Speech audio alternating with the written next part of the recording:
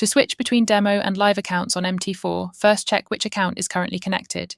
You can confirm this in the Navigator window under Accounts or by checking the account number and balance in the terminal area. A demo account uses virtual funds, while a live account uses real funds, so confirm the active account before placing any trade. To switch accounts, go to File and select Login to Trade Account. Enter the login number, password and server for the account you want to use.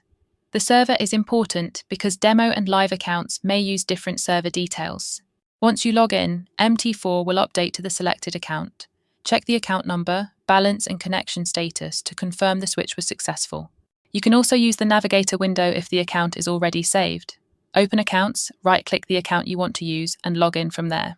If the login fails, check that the password, account number and server are correct. Using live details on a demo server or demo details on a live server can prevent the account from connecting. Switching between demo and live accounts on MT4 is simply about logging in with the correct account details and confirming which account is active before you trade.